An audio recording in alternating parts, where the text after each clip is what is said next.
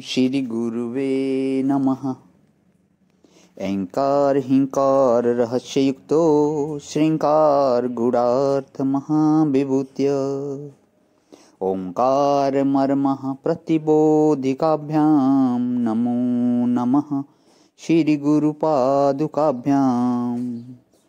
ओम शांति शांति शांति।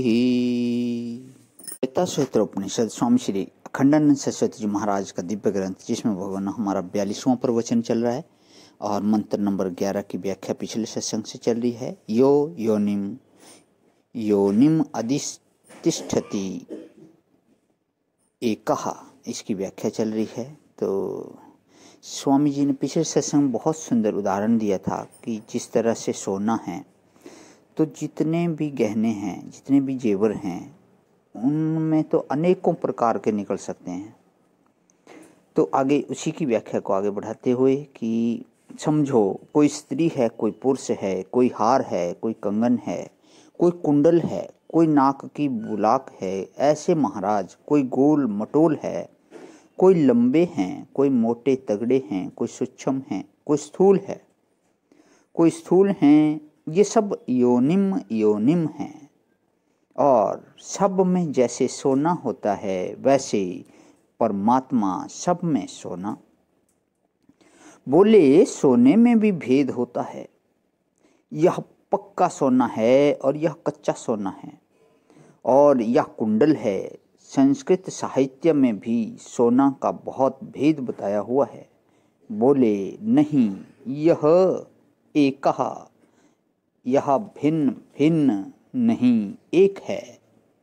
इसमें स्वगत भेद भी नहीं है, विजातीय भेद नहीं है, सजातीय भेद नहीं है और स्वगत भेद नहीं है।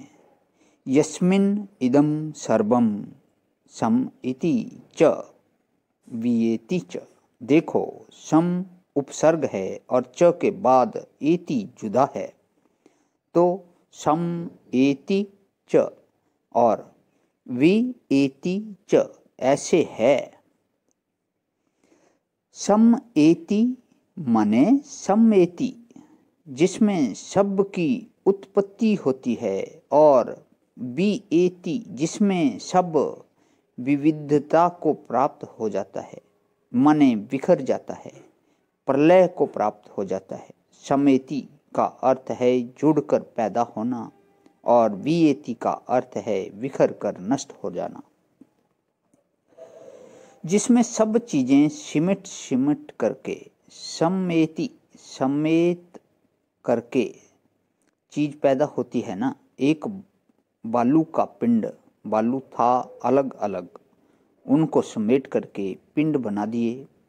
मिट्टी अलग अलग बिखरी हुई है, एक पिंड बना दिया तो समेट करके सृष्टि होती है और बिखर कर यह सृष्टि नष्ट हो जाती है।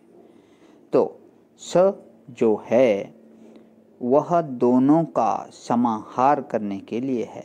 यस्मिन इदं सर्वं सम एति च वि एति च वेति च, जिसमें सब समन्वय को प्राप्त होता है और जिसमें सब व्यय को प्राप्त होता है। वि के साथ एति जुड़ेगा तो व्यय बनेगा और सम के साथ एति जुड़ेगा तो संबंध, तो समन्वय बनेगा। जिसमें यह सब बनता है और जिसमें सब बिगड़ता है।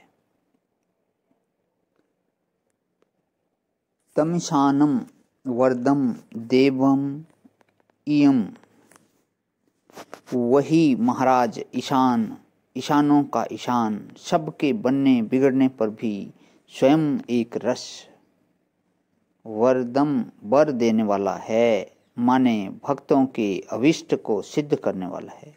कल्प वृक्ष है। कल्प वृक्ष का अर्थ यह है कि वह स्वयं अपनी ओर से कुछ नहीं करता, जैसा तुम संकल्प करो वैसा ही होता है। तुम अपने मन में संकल्प करो कि हम ईश्वर के साथ मिले बैठे हैं, तो तुम ईश्वर के साथ मिले बैठे हो और तुम यह संकल्प करो कि हम राक्षस के साथ मिले बैठे हैं, तो तुम राक्षस के साथ मिले बैठे हो। यही है। तुम समझो कि यह दुष्ट है, तो तुम दुष्टों से घिर जाओगे, और तुम यह चाहो कि हम शिष्टों से घिरे रहें, तो शिष्टों से घिरे रहोगे। इस परब्रह्म परमात्मा की ओर से कुछ नहीं होता, तुम्हारे संकल्प की ओर से होता है। तो वरदम का अर्थ है जो तुम चाहते हो वही उसमें मिलता है। तुम ऐसी जगह बैठे हुए हो कि अच्छे संकल्प करोगे तो अच्छा मिलेगा, और बुरे संकल्प करोगे तो बुरा मिलेगा। इसलिए इस कल्प वृक्ष के भीतर बैठकर अच्छे संकल्प जोड़ो बाबा, बुरे संकल्प मत जोड़ो। वरदम तुम्हारे मांगे हुए वर को वह देने वाला है। समझो कि अब इसमें स्त्री पुरुष का भेद छोड़ दो। सब जीव हैं और सबके अंदर वृत्तियां हैं, और सब एक एक वर से विवाह करना चाहती हैं, लेकिन यह बात गलत है। सब एक एक वर से विवाह कहाँ करना चाहते हैं? जिसको देखते हैं उसी से विवाह करना चाहते हैं। वृत्तियों ने एक वर कहाँ रखा है? प्रणाम भवन। इससे आगे वर वरिये गोपाल जू महारो जुड़ लो अमर हो जाए। इसकी व्याख्या जो है कर लेता हूँ भवन। आज ही विराम। ओम शांति शांति शांति। प्रणाम भवन।